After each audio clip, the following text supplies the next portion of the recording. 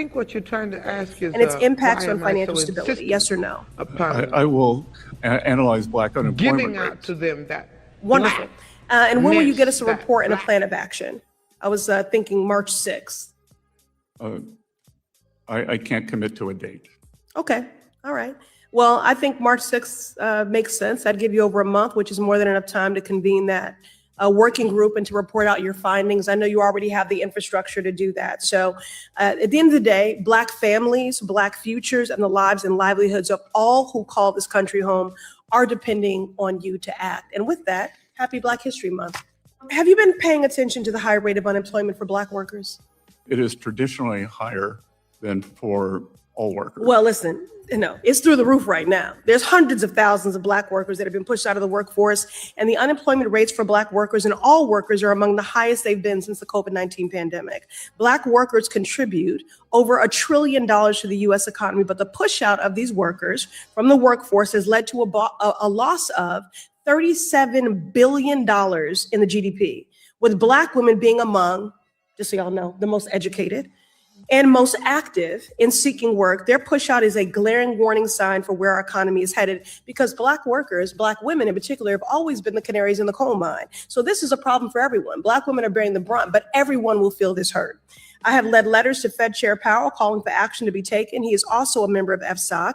So I want to ask you, Mr. Secretary, will you commit to analyzing Black unemployment rates specifically and its impacts on financial stability? Yes or no? I will analyze black unemployment rates. Wonderful. And when will you get us a report and a plan of action? I was thinking March 6th. I can't commit to a date. Okay. All right. Well, I think March 6th makes sense. I'd give you over a month, which is more than enough time to convene that working group and to report out your findings. I know you already have the infrastructure.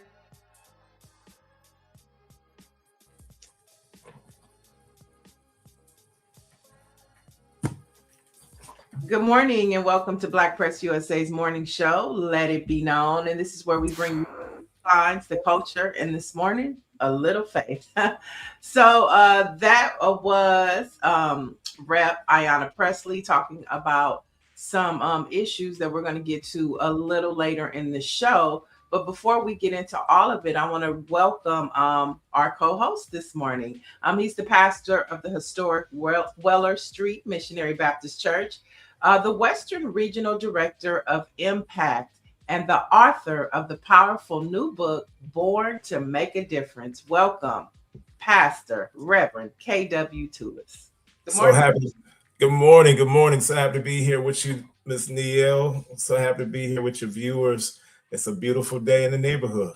Yeah, it is. You know, the Congressional Black Caucus is really doing some pushing on Capitol Hill. Good morning, chat. One of our faithful viewers, Orange G, says, who is the sister who pressed the DHS official about him going to hell? She said that. I salute her. That was Congressmember LaMonica McIver.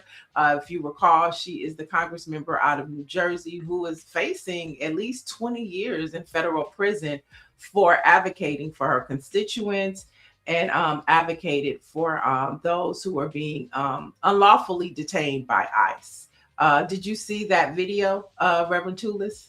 I was so impressed. I'm glad that our Congress officials are up in DC really pushing and pressing these federal leaders in reference to so many of these issues that we're seeing around the world. I'm glad to have people up there holding people accountable and really pointing out the truth. That's what we need today. The truth will make you free. That's right. That's right. And of course, that was Ayanna Pressley talking about Yes. the rising unemployment for Black people and specifically Black women, who we have more details a little bit later. But I have another video. Since we have you, Pastor, on the show, I thought you would be the perfect person to have this conversation with. Earlier this week, Dietrich Hatton, as well as the Church of God in Christ. The Church of God in Christ put out a statement about Donald Trump posting those pictures of the Obama, and then Dietrich Hatton, I hope we have it ready. He had this to say. I'm going to try to be cool. You know, I've been low key. You know, I said I'm gonna start the new year chill. You know, I ain't gonna really, you know, just focus on my music and my ministry. You know, but it's posts like the one today from Trump that dishonors and disrespects not only the former president of the United States and his beautiful wife Michelle Obama, but dishonors and disrespects an entire race that he's supposed to be leading in this country. He wasn't capable then to lead, and he's not capable now. And it's foolery like this that just reveals it to everybody. We call him for a public apology to not only President Obama and First Lady Michelle Obama, but the entire Black race. And any church or evangelical organization that's silent in this matter, it speaks volumes to us. You know who you are. I don't need to say names. Just like you can get up and praise President Trump or with all this false information that he's the greatest president. You know it's false. You know it. But this is the point in time where we want to see you as believers stand up for what is right. When you know the president is off his rocker, tell him. But if you don't tell him, we tell him. He is out of order, and we call him for a public apology. Now, I'm Dietrich Haddon, and I approve this message. That was gospel recording artist Dietrich Haddon. I mean, the church is mad. I mean, my pastor was talking about it on Sunday. Who do you think, though, Reverend TULLOUS, Dietrich Haddon was calling out? Well, we all know that, Dietrich, had a hit with the one and only Paula White, I believe her name, Evangelist Paula White, one that was very, very popular in the African-American community because she sounded like a sister, and one who's been really holding the coat of the president these last 5 or 6 years he's been president. The reality is, bravo to Pastor Dietrich Haddon. I'm so grateful for his voice and his insight.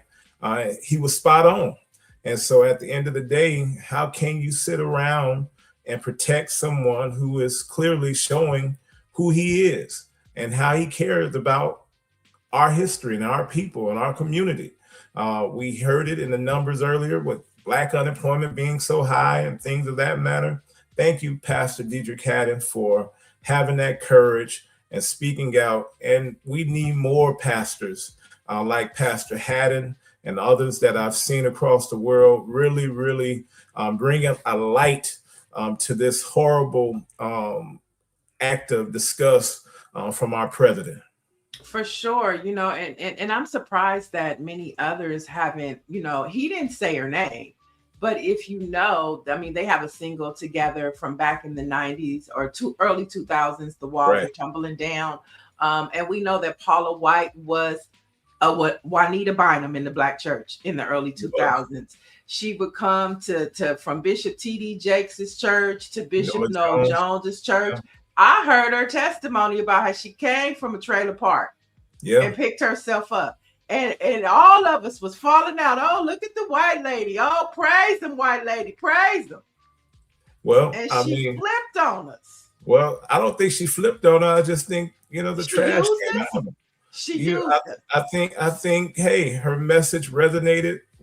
We clearly understand, but we see, white privilege at its best. So, at its best, because she is in the White House praying against everything that she represented in the early 2000s. She is the pastor of the president of the United States. And if the pastor cannot bring correction to his members, something is wrong. I want my offering back. I want a whole lot of things back. The reality is, America, Black America, all of our viewers, we got to start praying, because when the leaders of our congregation can't hold our members accountable for some of their depicted acts, something is wrong. And so this is the times that we're living in. And this calls us again to a brighter and stronger moral call to just continue to push and pray. Right, right. And I hope that more pastors begin to say her name and call her out, because she definitely used the Black church to get to where she is. And she just needs to be called out. A lot of people don't know her history and her connection to the Black church, but you know, she called Bishop T.D. Jakes her father. I remember on her knees in front of him.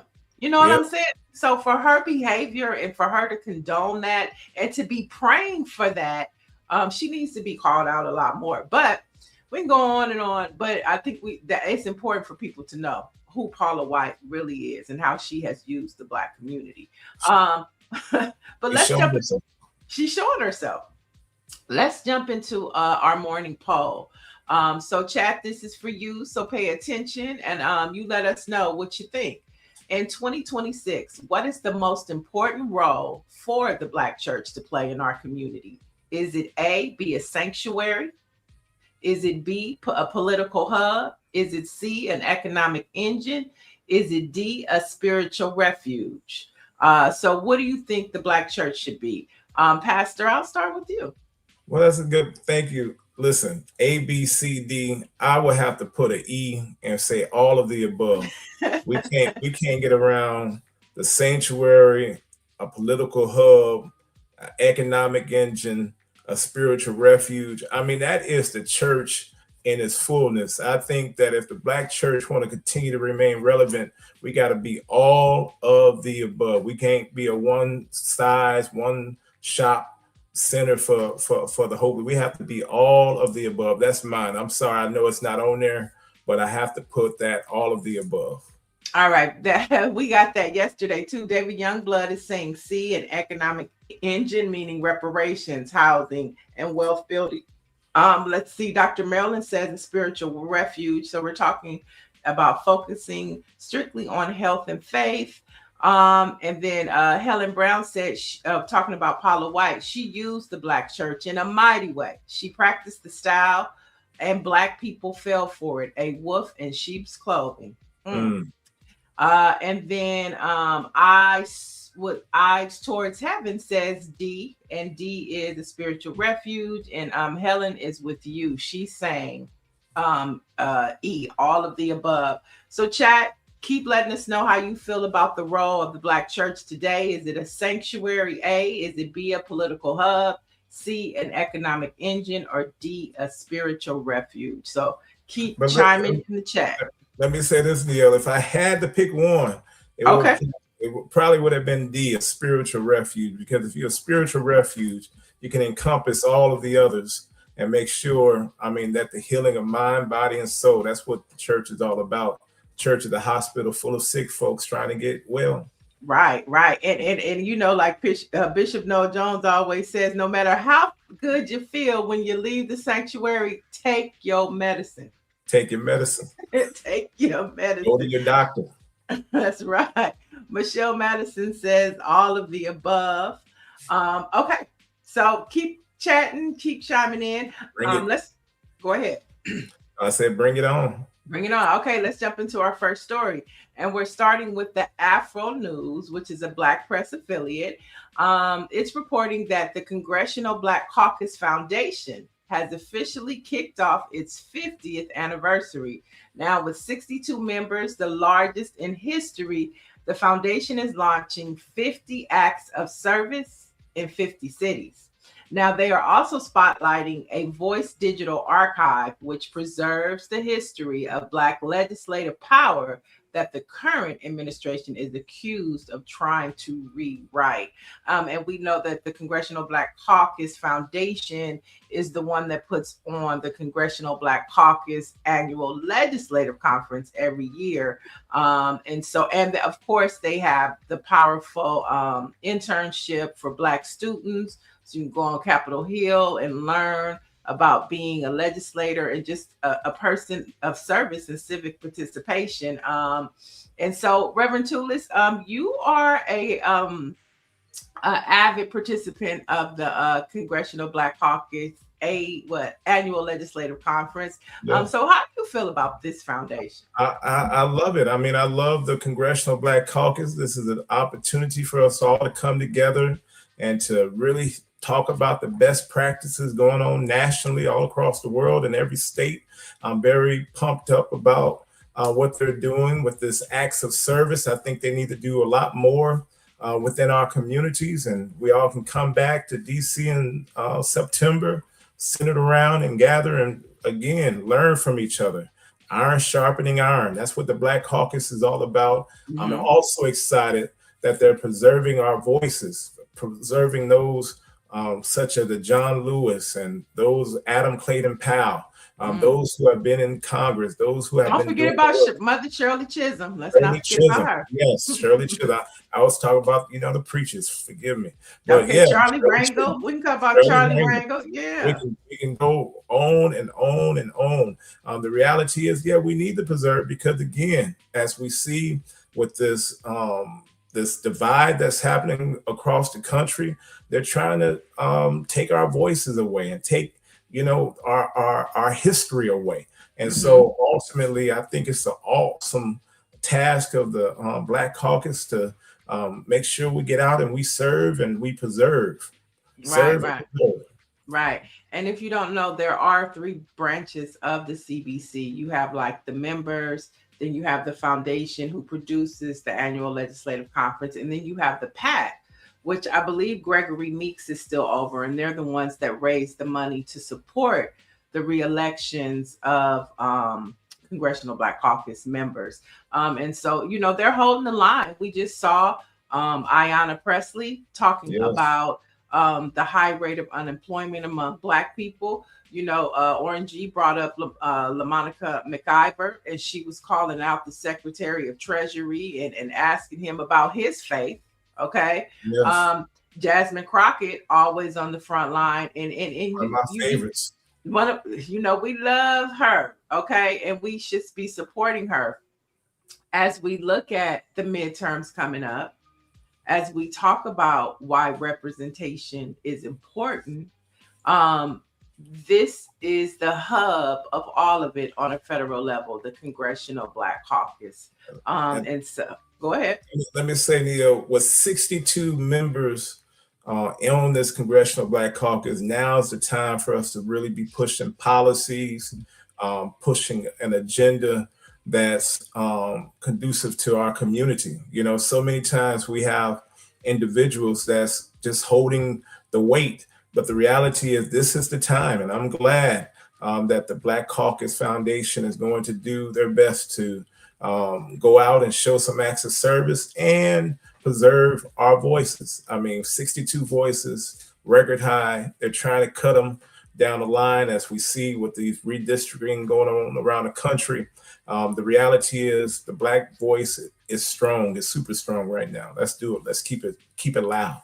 Let's keep it loud. Well, one of those 62 has just got a challenger who really, one of them, I think, this is going around LA right now. Los Angeles native and cancer survivor Mila Rahman is looking to unseat Maxine Waters. And this is like news that is just breaking, that is coming out.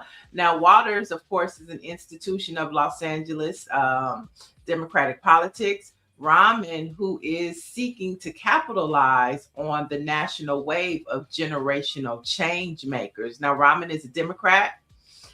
She is a nonprofit executive, and she hopes to turn Waters' 35 years in Congress and 50 years overall as an elected official against her, arguing the 87-year-old incumbent has lost touch with her district. What do you say, Rev? Well, listen, Mila Rahman is one of our strong leaders. She's a young lady I really respect, I love, I honor. I mean, she has been a voice for many years, I'm so grateful that she had the courage to stand up and to really, fight against the status quo, to really push the agenda that she cares mostly about. I mean, about healthcare, about making sure everyone has the right to affordable healthcare. I mean, we can celebrate the work of the great Maxine Waters. There's no voice like her. That's Auntie Maxine. Everybody can resonate with Auntie Maxine. But the problem is, when we come to a lot of these seats, we have no succession plan. So I give Mila a thumbs up for saying, hey, I'll get out there and I'll do it. I'll go against the status quo. That takes a lot of courage. And I'm so proud of her that she's able to do that and allowing the people of that district to really, pick and see who they feel has the better voice. We need to start pushing and challenging those within our community to really do what we need to do. When we think of that seat, that district, I think I was reading the other day, is the demographics, or excuse me, the age line is 35 years of age. And so sometimes, those in the younger generation, they feel that their issues are not being addressed. So I'm thankful that Mila stepped up. She's a wonderful person. She's one I respect, I love, and I also respect Congresswoman Maxine Waters. But again, kudos stepping up and really trying to fight and bring a voice to this election. And let's see what the people say. It's all about. I think that's a huge conversation here in LA. Like, who is Rep Waters grooming to pass the baton to? And every time you ask that question, nobody has an answer, which is problematic. But at the same time, you think about what happened in DC with Eleanor Holmes and how she didn't want to step down. And they're around the same age. And so, the question is the district ready to make that change? And like you say, status quo. I mean, you really don't, the Black community, you don't really go against the status quo here in LA. No. You just follow the agenda. And so as we see with Mila, it's like, well, I know I'm not going to say too much because I want to go to the Maxine Waters CBC gala. I do too. We have a wonderful time every year there. And like I said, I love the work of our Congresswoman. She has been a fixture for a long time. But again, kudos to Mila for having that, Mila for stepping up and saying, hey, I'm ready to do it. I mean, I knew of her work. I've seen her. She was an elected official in the city of Carson, and because of health challenges, she stepped to the side to battle her cancer that she had, and she has been a courageous warrior. And so, I mean, I can't fight her for doing what she's doing. Wait, are we breaking news? Are we breaking news? Are you endorsing Mila? I'm not endorsing anyone at this particular time. Okay. I'm praying for Mila, and I'm praying for our Congresswoman to continue to keep up the fight.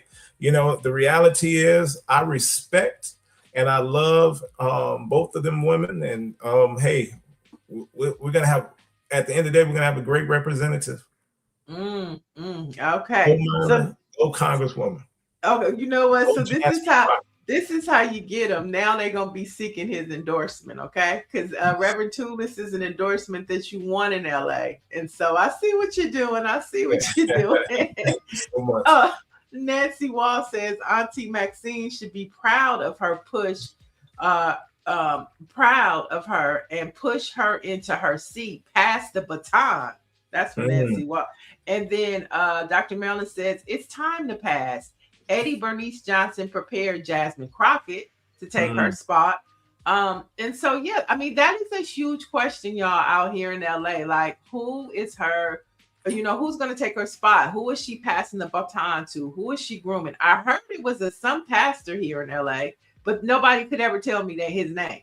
Well, I've heard the same pastor. I've heard all these rumors and rumblings, but we've been talking about this for 20 years.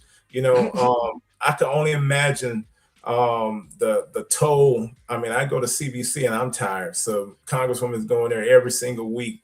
But she's there fighting for the people. What we need, and I think we all can agree, we need someone that's going to bring the fight, someone that's going to really focus on many of the issues in our community. And between the Congresswoman Maxine and between Mila Rockman, I think we have, that's going to be something else we need to watch in LA. That's going to be a watch. I did see Congressmember Maxine Waters. I think it was the treasurer, the secretary of treasury. She told him to shut up. She said, reclaiming my time. Reclaim it. Reclaim it. Mila's trying to reclaim that seat. Yeah. So we'll try to get both of them on the show. Maybe you can help us make that happen. You can Let's bring do them it. back. You can come back and you can bring them with you. I love it. Okay. All right. Y'all heard that. Y'all heard that. All right. So let's move on to what we saw Rep. Ayanna Presley talking about earlier. There's a 2025-2026 economic crisis, and it's termed a Black recession. And this is by the Joint Center for Political and Economic Studies. Now, Black unemployment has rose to 7.5 by December of 2025. And let's keep in mind that Black people only make up 13% of the national population.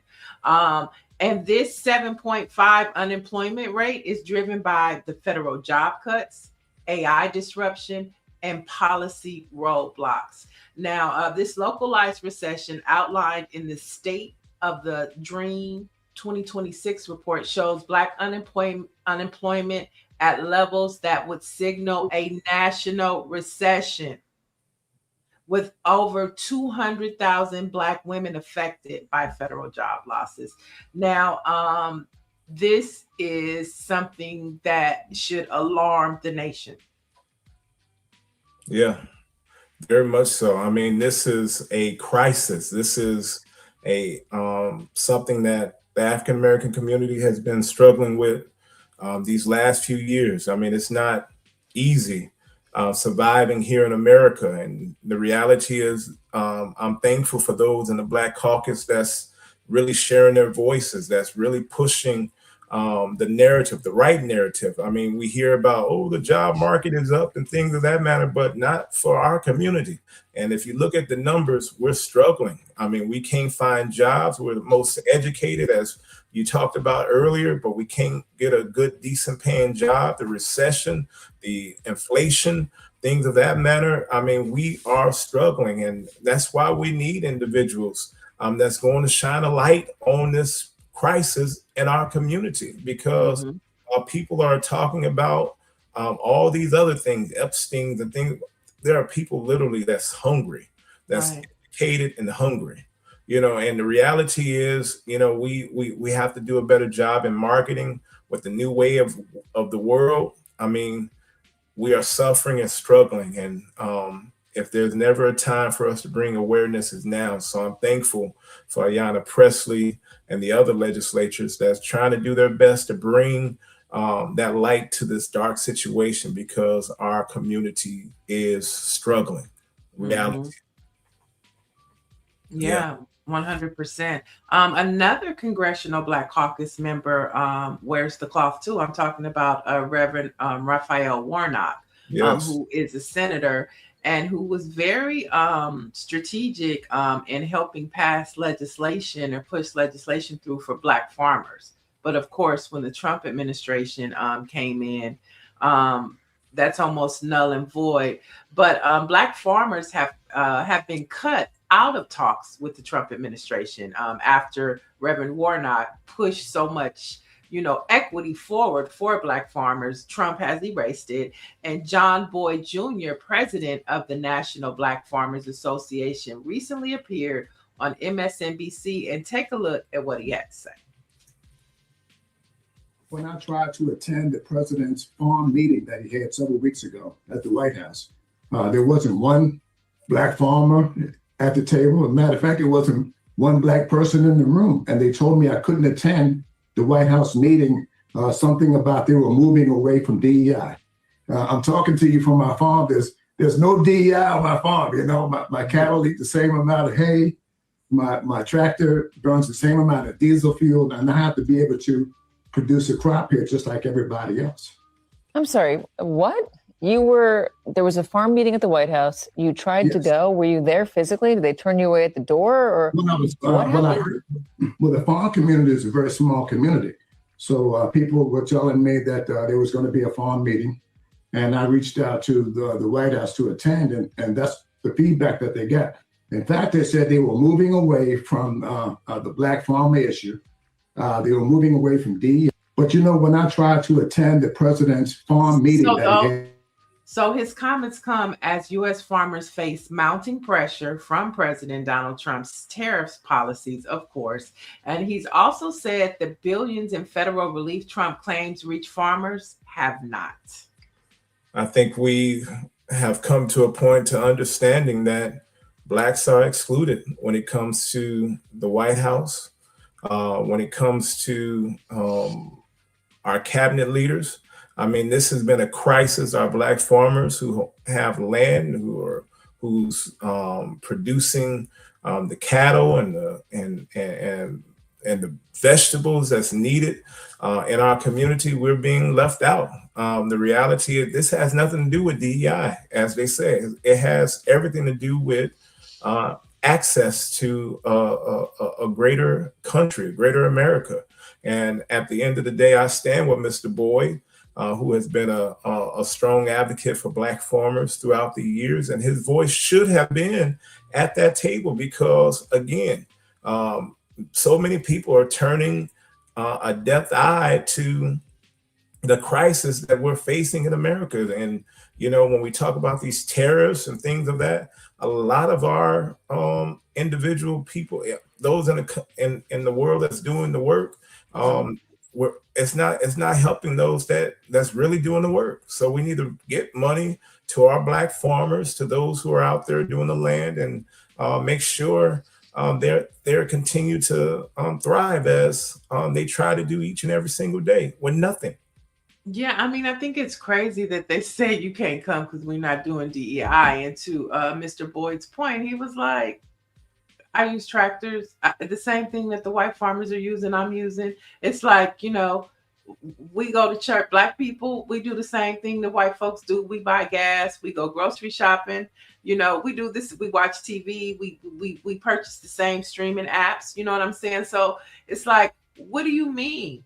This meeting isn't for Black people, which I'm glad to flip the script about how the White House is picking and choosing. The National Governors Association has declined to go to the White House as a body. We talked about earlier this week how Governor Wes Moore, who spoke out, was excluded from attending, but they made it about, you know, Democratic governors. But for a Black man, the only governor in the United States, he felt a certain way about it. No doubt about it. You know, and so and I just want to say, so I'm glad that the Republican governors, or as a body, they all decided to decline. That was a good move. And, you know, at the end of the day, we want to continue to stand behind our Black farmers. We want to continue to press the White House and let them know they should be at the table with the other farmers. And the reality is we're seeing that we're locked out of the White House.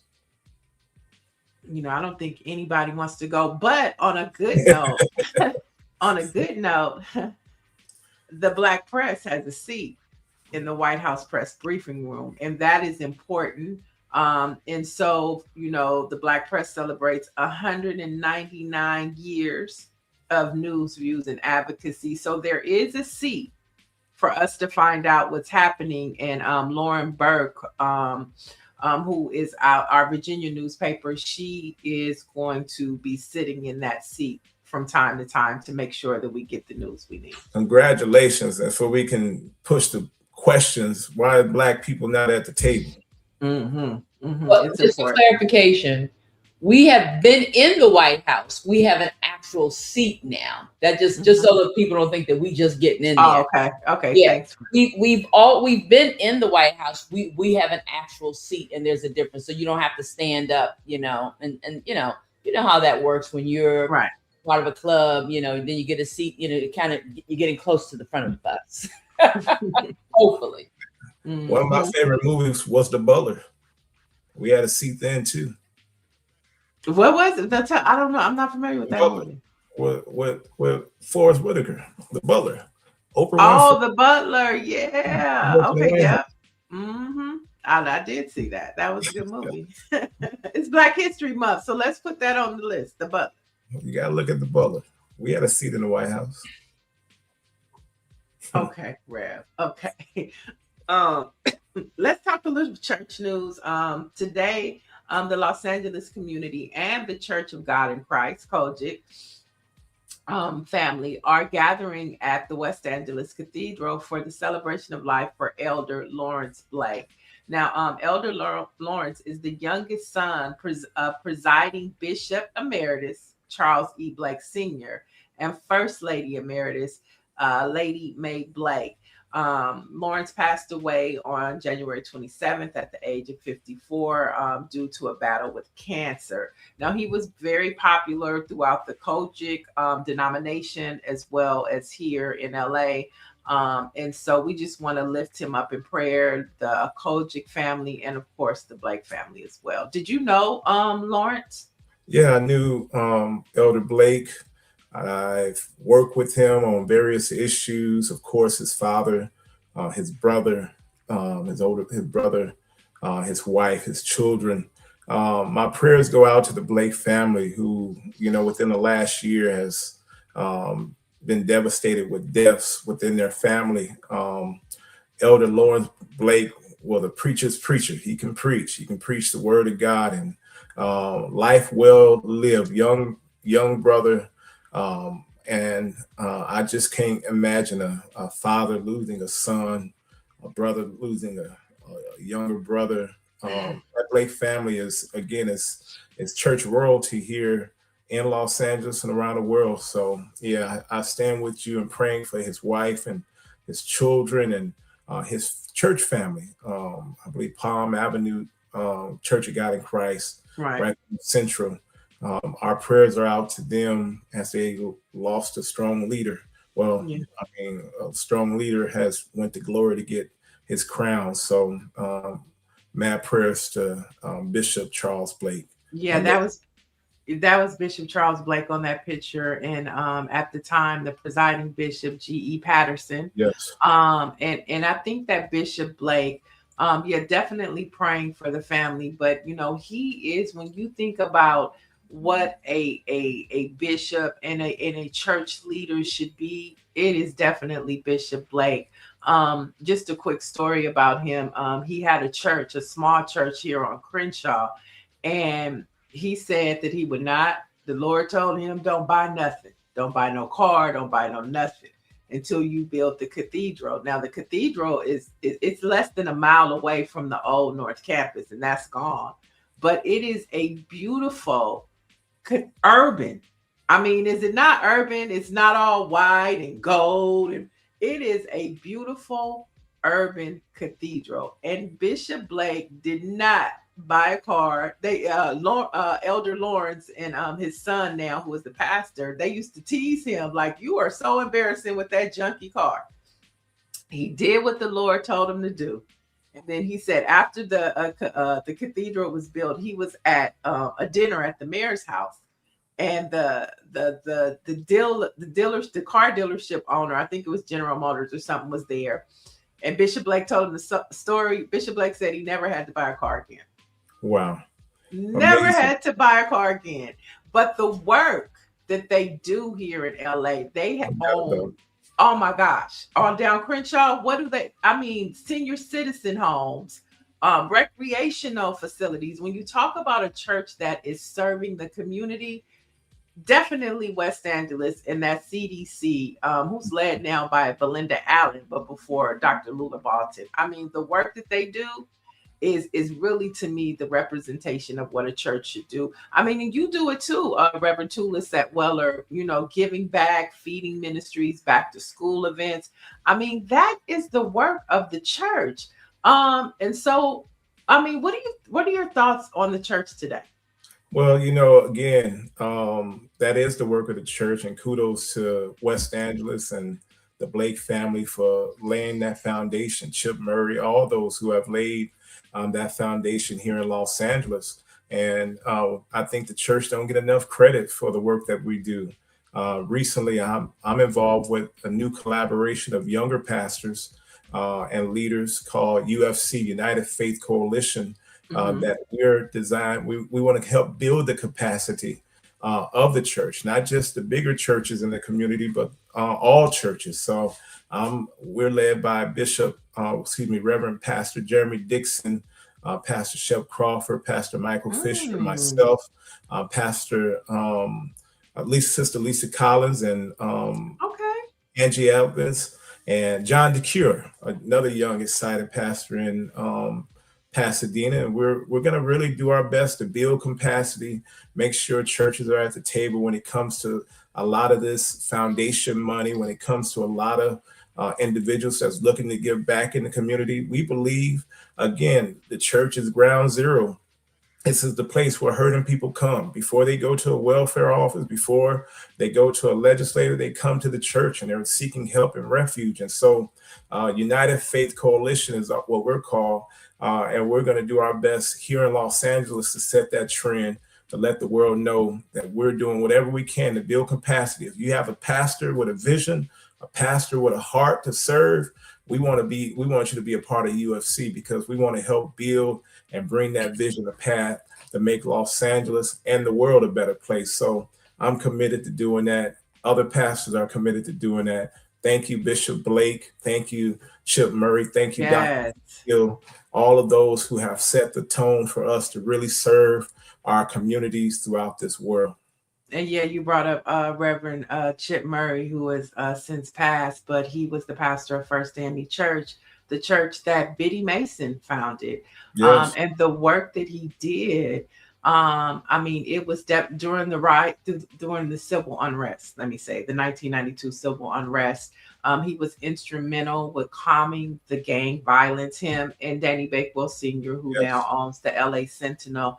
And then you brought up Lisa Collins and what you're doing now. And Lisa Collins is the publisher of LA Focus, whose focus content is on the Black church.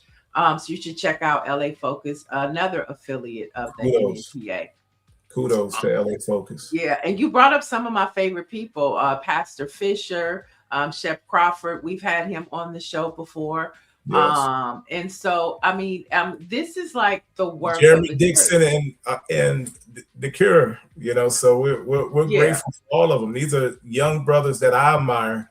These are brothers, again, this is the future of the church. This is the future of the movement here in Los Angeles. We're coming together. We're not gang banging. We're not fighting. We're trying to make a difference, because we're all born to make a difference. Shout out. Now, what is the impact? You said you're a part of MPAC? Yeah. So Impact is a new organization here in Los Angeles. It's called it's the acronyms for Mobilizing Preachers and Communities. Many people know me in my work in social justice, civil rights, with National Action Network, civil rights organization. I'm taking on this new journey and working with Impact, mobilizing preachers and communities. That's what I do. I can mobilize, organize, and I wanted to take on this new challenge to help bring another voice to the Western region of this country. Because again, when we look at all that's happening around the world, as we read through the Black press, the reality is we need to make sure our voices are heard, and we want to make sure we stand for justice, and that's what Impact is all about. And I'm grateful to be leading that work. We started in October. We had a few events, major events, and we're looking forward to doing some major work starting here in Los Angeles, taking it across the Western region, as I did the National Action Network. That's right. You did some great work with Reverend Al Sharpton, and you still work with him and affiliate with him. Reverend Sharpton is my activist father. All right, let's talk father of the activism. Let's talk a little bit about gospel music. Any gospel music fans out there? If they are, let us know who your favorite gospel artist is in the chat. As we talk about a new wave of Christian rap, Afrobeats, and R&B artists are officially pushing the Recording Academy to create a dedicated rhythm and praise Grammy category. Now, many of traditional Black church leaders are embracing this shift to Gen Z engaged music, while others are debating whether the beat overshadows the Bible. So what are your thoughts? When we think of like old hymns and Thomas Dorsey and, even like, traditional choirs like the Mississippi Mass Choir or James Cleveland, And then, you know, we've had this transition, and we talked about Dietrich Haddon, Kirk Franklin's, the Mary Marys, and now we have this Afro beats. Do you think that we are losing the essence of what gospel music is today? I don't think so. You know, I'm a traditionalist. I mean, I'm a Baptist pastor, but the reality is, you know, I love all the old school, but I love what I'm hearing with this new school vibe. God don't play about me. You know, the message that people are really pushing in the music and the beats today. I mean, you can party, you can dance, you can shout. I think God wants us to have a joyful life, and so I think as the world evolved, our music evolved. I think our creativity evolved, and the reality is we got to continue to push creativity. I remember a time, Niel, when we talked about how, and you can go back to this, when they was talking about how radical Kirk Franklin was. And, you know, I mean, just watching his music evolve through the year and how we, you know, we've gotten away from saying things of that matter. So I'm thankful at the elevation of gospel music, and like I said, we have to just continue to evolve, and we gotta meet the masses. And so, you know, it's not a one size fit all type of way to doing things. You know, the reality is, again, we gotta embrace our culture and understand that things evolve through the years. I mean, I agree. I agree, and I do like the norm. God don't play about me. You know, it turned. But there is nothing like a hymn. You know, the song that when I look at my playlist, the song that I played the most in 2025 was "Having You There" by the Mississippi Mass Choir. Yeah. It's something about the choirs. It's something about just the lyrics. You know, like, you know, God don't play about me, but, you know, then you have we've come this far by faith, leaning on the Lord. You know what I'm saying? So it's like, you know, like you say, I like it all. It depends on my time of day, but I'm sorry, like the classic, I just love let me say this. A lot of people don't know that Niel was one of our great gospel hosts back in the days here in Los Angeles, not putting no age on her date, but the reality is old school would give me all the time, you know. And so, yes, but you got to have a blend of it all. Again, right. You know, what gets me might not get you. I mean, we have a push for this worship music. I mean, and a lot of people, I ain't into all that stuff, but I mean, it moves me. Anytime you're singing about Jesus, you know, I mean, it's going to move me. The reality is we have to just be able to evolve and not game bang when it comes to gospel music. Right, because that is true, because, you know, we went from the choirs to praise and worship. You know, and that's when, you know, so yeah, the gospel music has evolved, because somebody like Judy McAllister, when she was like the queen of praise and worship.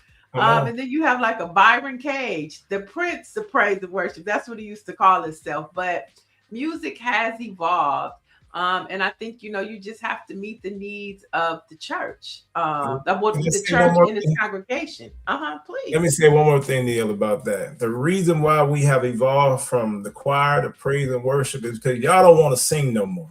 Y'all need to get back, volunteer, be a part of your choirs. If you all come together and want to sing, guess what? We have the choir again. Now we have to revert to having praise and worship, 2 or 3 people up there sing. That's because we need to get back to the landmark and understand that everybody can be a part. Make a joyful noise unto the Lord. That's what we're supposed to do. Right. I think COVID messed up the choir thing too. You know what I'm saying? And so now, yeah. Well, hey, we can blame it on COVID, but y'all need to get out there and sing. All right, y'all. We have another poll for you to try, since we're talking about the church. So we see a shift in who is filling the pews today. What is the number one thing that would make young people more committed to the Black church? Is it A, see more women and youth in senior leadership? B, using technology, AI, modernize the message? C, taking a harder stand on social justice issues? Or D, providing more mental health and trauma support? All right, what do you say, Reb? Listen, I looked at that list. You know, young people are a little different today. I mean, even though I'm a younger pastor, et cetera, but the generation below is a little different. And I do all of those things. And, you know, I have an impact on certain young people. But the reality is, I will say we got to do all of the above. And we pray that the young people will continue to make their way to ministry and do. I mean, they're more thinkers today. You know, they think a lot, YouTube friendly a lot. So that technology thing is real big when it comes to our young people. You know, the reality is we have to do our best to really push that message and make sure the message of Christ is resonating in their life. And we have to just try to figure it out. I'm trying to figure it out. And I ask my friend, Pastor Fisher, all the time, how do you do it? How do you get all them young people in your church? And Pastor Fisher is singing. You know what I'm saying? He's making videos. I try to do it, but I mean, hey, I'm only a couple years older. I'd be trying to do it all, but I mean, hey, we got to reach them at all costs, though, because it's important, because they're not only the church of tomorrow, they're the church of today. They're the church, again, that people are saying that that's a dying breed. That's why we have to make sure we make that impact. And I say all of the above. I've tried. I think I would say, well, first, I think music is it's probably second to the word. You know, you got to have a charismatic pastor, but if the music is right, it is going to really help the church.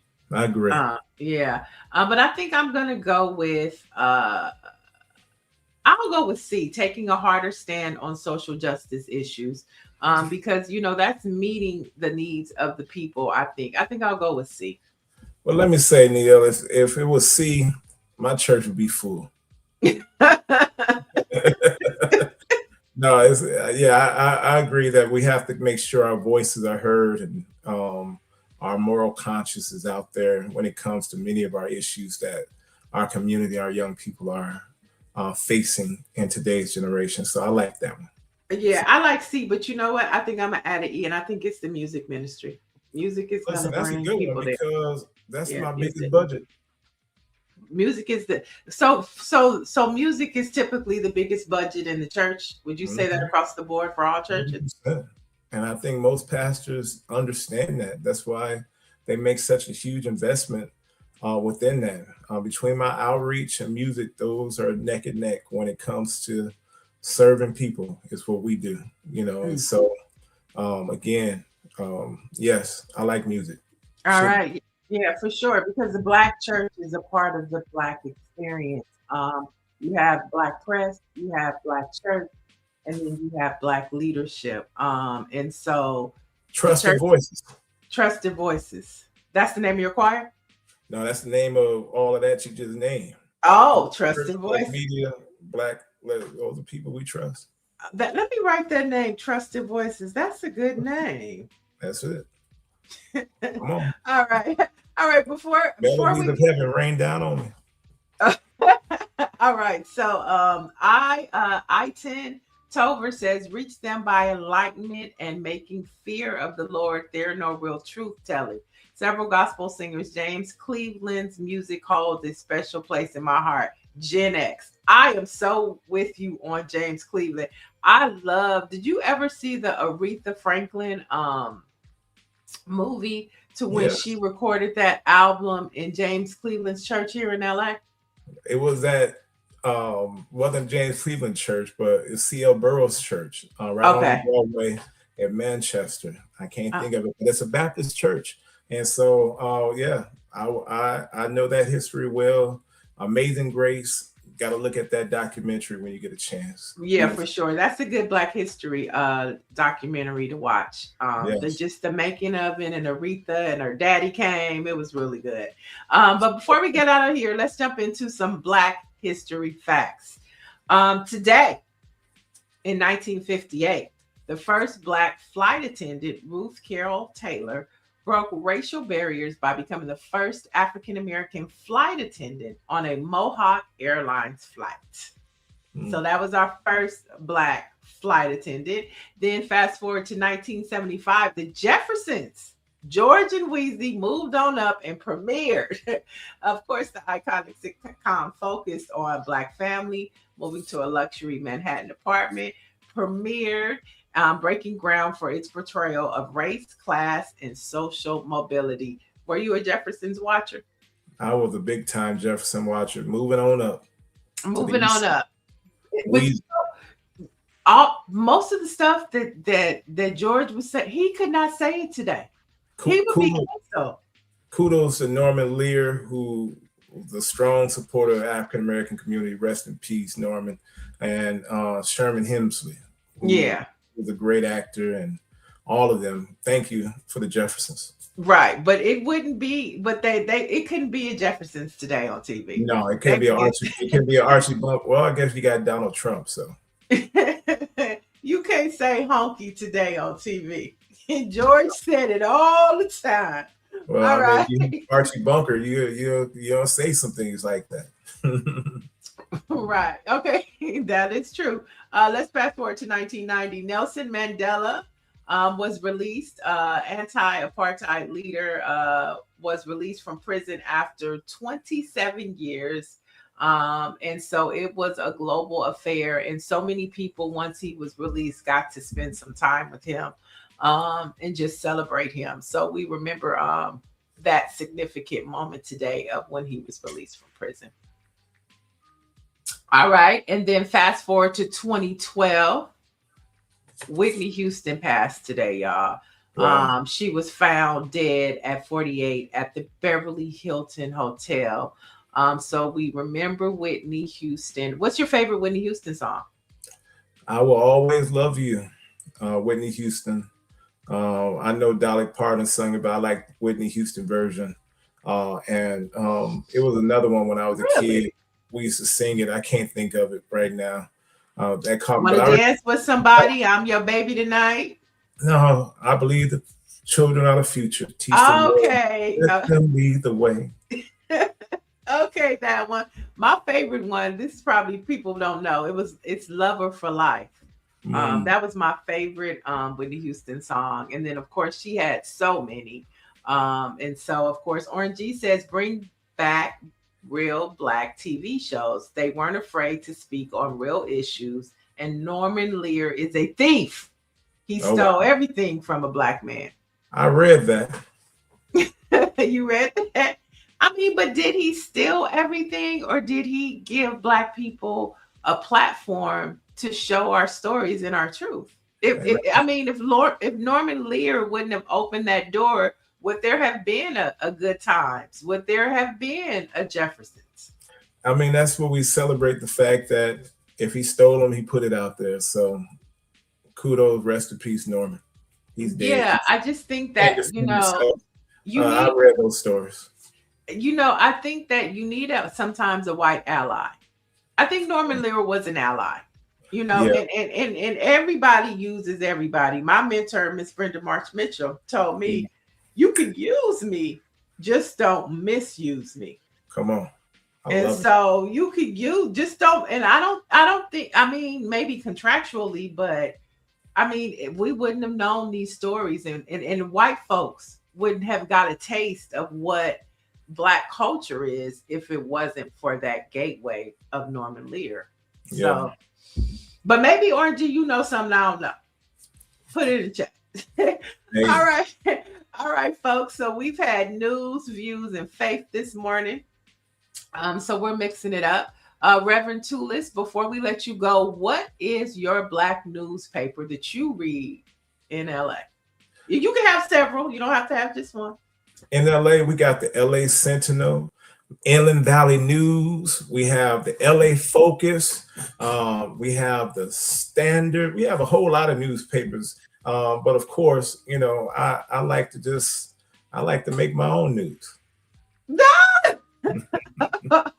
Okay. Well, at least 3 of them was members of the Black press. Our Weekly, all of those newspapers. You forgot Our Weekly. Yeah. Inland Valley News. I like that newspaper too. You like the Inland Valley News? Okay, yes. So even there you live in LA. Even though you live in LA. All right, well, there you have it. Thank you so much for joining us. Let our folks know how they can check you out on Sunday mornings. You can check me out at Weller Street Missionary Baptist Church. 129 South Glen Street. We'll be celebrating 18 years at Weller Street. Neil was there at the very beginning. So we asked you to come on out, a church where everybody is somebody, but God is everything. For those who would like to buy my book, go to www.kwtullos.org. Born to Make a Difference, a bestseller. Okay, now you just gave an appeal like this is local radio. This is for the world. So how do they look at your service? Oh, you can watch us live every Sunday on YouTube. Look for Weller Street Missionary Baptist Church. We're live every Sunday. We got I got more YouTube and Facebook followers than I got members that come to church. So y'all come on, y'all can be a part of them too. We're nationwide. Worldwide. All right. Worldwide. Thank you. We'll be back tomorrow with more news, views, culture, and opinions right here. And in the meantime, between time, for the latest in Black news, head on over to blackpressusa.com. We'll talk to you tomorrow.